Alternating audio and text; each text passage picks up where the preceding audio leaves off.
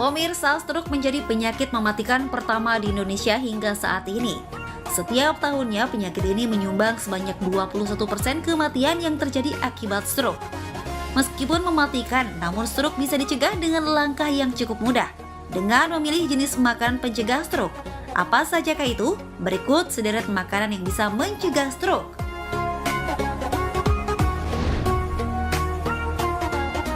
Pertama ada ikan. Ikan laut yang memiliki lemak baik bahkan mengandung omega 3 yang tinggi masuk dalam kategori makanan pencegah stroke. Ikan tersebut ialah salmon, tuna, ikan kembung, dan sarden. Kandungan pada ikan ini ternyata bisa mencegah penumpukan kolesterol jahat. Itulah mengapa ada baiknya Anda konsumsi ikan laut ini secara rutin, yakni 2 porsi ikan setiap minggunya.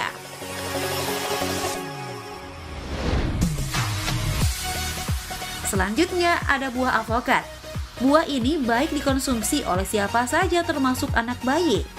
Kandungan asam folat dan omega 3 pada buah alpukat bahkan mendukung untuk perkembangan saraf janin sejak dalam kandungan. Itulah sebabnya alpukat juga baik dikonsumsi untuk mencegah penyakit stroke. Selain itu, kandungan vitamin E pada buah ini juga bisa menurunkan risiko gangguan pembuluh darah hingga 40%, termasuk serangan jantung dan stroke.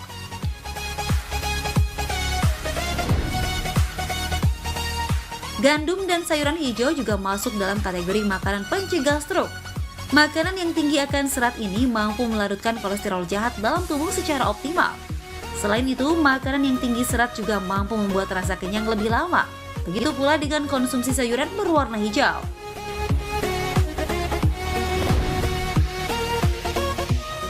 Terakhir ada jambu biji. Pentingnya asupan vitamin C untuk tubuh kita guna menangkal radikal bebas.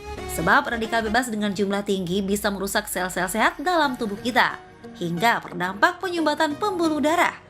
Itulah mengapa penting sekali mengkonsumsi vitamin C agar bisa mencegah penyumbatan darah maupun serangan stroke. Dan vitamin C bisa Anda dapatkan dalam jambu biji. Pemirsa, masih bersama kami di Hidup Sehat, masih pertolongan pertama saat keluarga ataupun rekan kita terkena serangan stroke mendadak. Masih bersama Dokter Sakit. Oh, halo dokter, aduh mohon ada yang masuk ya? Iya, oh, ada apa? Aku nih tadi abis membantu salah satu sanak saudaraku terkena stroke. Wow. Gitu. Nah seperti yang kita ketahui bahwa waktu itu benar-benar sangat penting, ya kan? Bener nggak sih dok? Benar banget. Yes. Tadi udah dibicarakan juga sama Dokter Eklas, jadi tergantung dari seberapa cepat dan seberapa tepat kita menangani pasien yang terkena serangan stroke. Benar banget. Gitu. Berarti Dokter Alin sigap ya, sigap sempurna ya. Di Sigap. samping yang menderita, yang menolong juga harus ini ya. Siap, ya. Betul. Tapi sebenarnya bukan cuma dokter doang loh yang harus sigap ya. Semua orang sebenarnya juga harus sigap. Iya, harus tahu ya. Kan? Oke. Betul. Nah, ini ada fakta mitos yang belum dijawab ya ternyata Dokter Eklas. Iya, benar. Yang tadi dok, jika melihat seseorang yang terkena serangan stroke, jangan dirubah posisinya sampai kita ke rumah sakit atau sebelum dibawa ke rumah sakit. Fakta atau mitos, dok? Mitos. Mitos. Mitos. Karena sebenarnya gini, untuk orang yang terkena serangan stroke itu kan kita sebenarnya ada 3 komponen yang harus kita selamatkan ya. Istilahnya ABC. Yang pertama airway atau jalan nafasnya. Yang kemudian B-nya adalah breathing, nafasnya, dan C circulation atau detak jantung di sirkulasi darahnya. Bayangkan kalau orang stroke itu ada kena di gudang, yang mana sirkulasi udaranya jelek, oksigennya jelek, ya otomatis kita harus membebaskan dia dong ke tempat yang lebih lapang dan berudara yang lebih lebih bagus ya, ventilasi lebih oke gitu loh.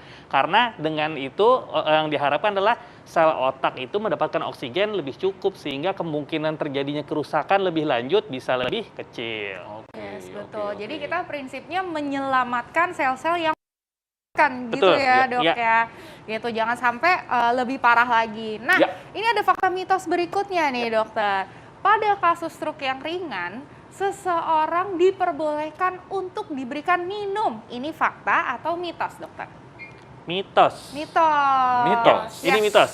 Justru berbahaya. Jadi seringan-ringannya serangan stroke yang dialami oleh seseorang, kita tidak pernah tahu. Siapa tahu mungkin dia tidak lemas tangan dan kakinya, tapi dia terjadi kelemahan pada otot menelan. Ya. Kalau otot menelannya bermasalah, dia masukin minuman, dia akan masuk ke paru.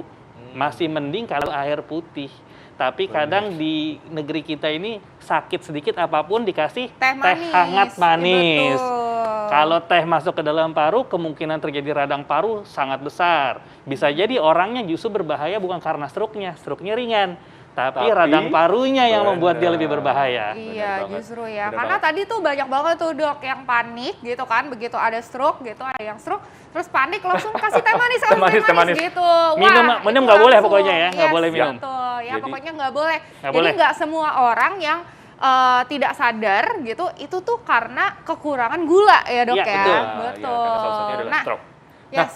Gimana, Lin? Tadi Nah. ada yang rusuh pada saat apa nih? Pada saat penanganan ini, stroke tadi apa tuh? Iya betul, karena ada juga yang pengen nusukin jarum juga, Wow. dok. Nah. Oh iya tuh, Yes, nusukin jarum juga ke daun telinga. sering tuh didengar dok. Gitu. Gimana tuh? Nah, itu tuh banyak juga dok katanya, karena katanya mereka dengar. Banyak juga dok katanya, karena katanya mereka dengarnya, katanya itu bisa dok, katanya kalau misalnya untuk mengatasi stroke itu ditusuk Tusuk di bagian jarum belakang di ya? daun telinga. Wow. Nah, itu tuh fakta atau mitos tuh dok?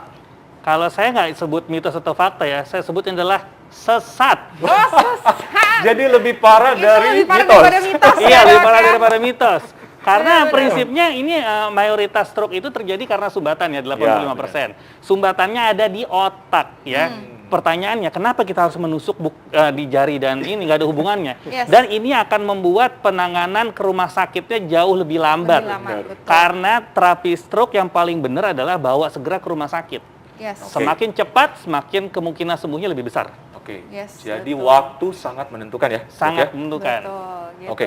Nah, Selanjutnya dok. menangani, nah ini dok, fakta mitos selanjutnya dok, menangani seseorang yang lagi terkena stroke tidak boleh panik karena membuat membuat penderita itu semakin panik. Ya. Jadi soal kepanikan nih dok, fakta atau mitos dok? Ya itu fakta ya. Sebenarnya dalam kita menangani apapun, mau itu stroke, mau anak demam atau apapun, sebaiknya memang kita tidak panik. Karena kalau kita panik, akan lebih cenderung tidak rasional dan mungkin hal-hal yang membahayakan malah kita kerjakan. Benar. Belum lagi si pasiennya itu akan melihat kita panik, dia nggak kalah panik loh. Yes. Ya kan? Setuju banget dok. Betul. Ya. Nah, dok, ini selain waktu, terus juga hal-hal yang tidak boleh. Nah, ini penting banget nih untuk masyarakat, bukan cuma kita doang sebagai tenaga medis, untuk tahu nih, pertolongan pertama pada orang-orang yang terkena stroke.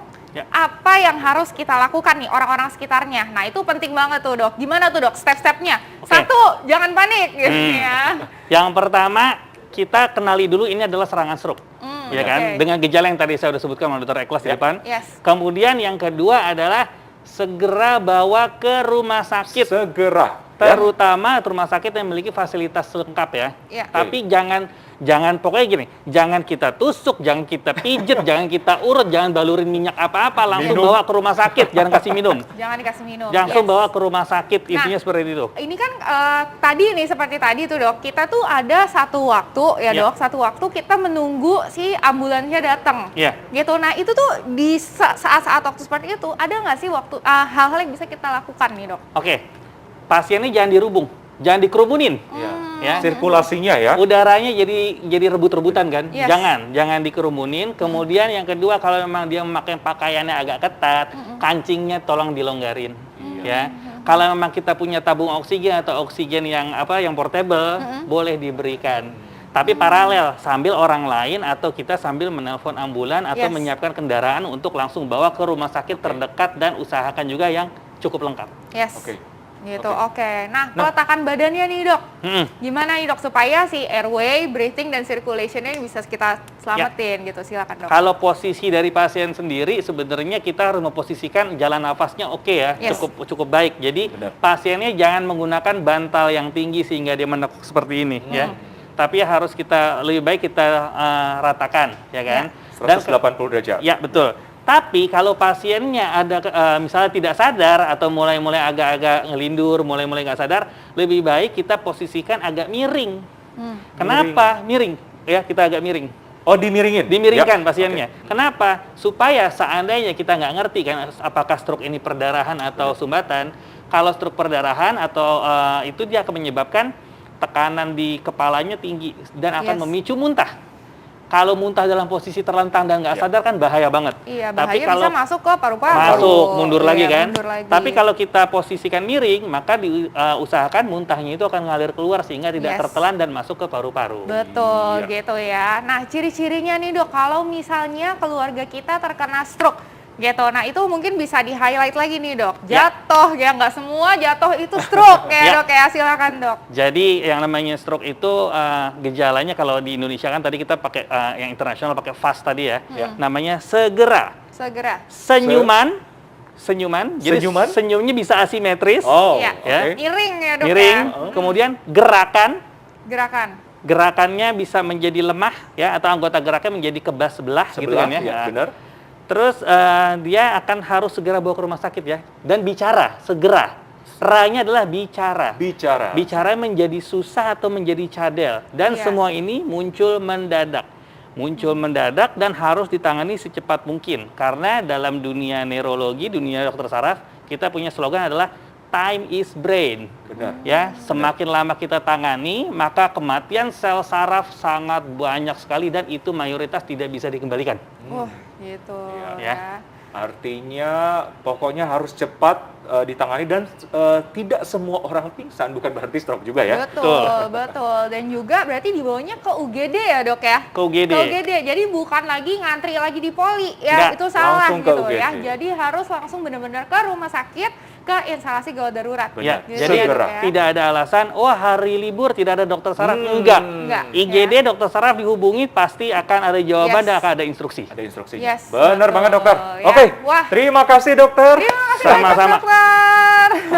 Oke. Nah, selanjutnya nih, tadi kan kita sudah membahas mengenai penyakit stroke. Ya. Ya kan, tentang Pertolongan pertama pada penyakit stroke gitu. Nah, selanjutnya kita juga membahas dan mengenali tentang salah satu penyakit juga yang tentunya juga sudah ada di Indonesia sudah Wow. sejak lama gitu kan. Dan ya kan ini juga penting banget nih untuk masyarakat tahu. Apa tuh? Gitu ya. Apa tuh, Yaitu Dokter Ali? adalah penyakit kanker getah bening. Kanker getah bening. Yes, betul. Dan Dan ternyata juga- ada penyintas Yes. yang akan bercerita mengalami kanker getah bening ini. Yes, betul. Ada Aldi Tahir, Bang Aldi nanti. Yes. Kita akan tanya-tanya lebih lanjut ya. Sesaat lagi tetap di Hidup sehat.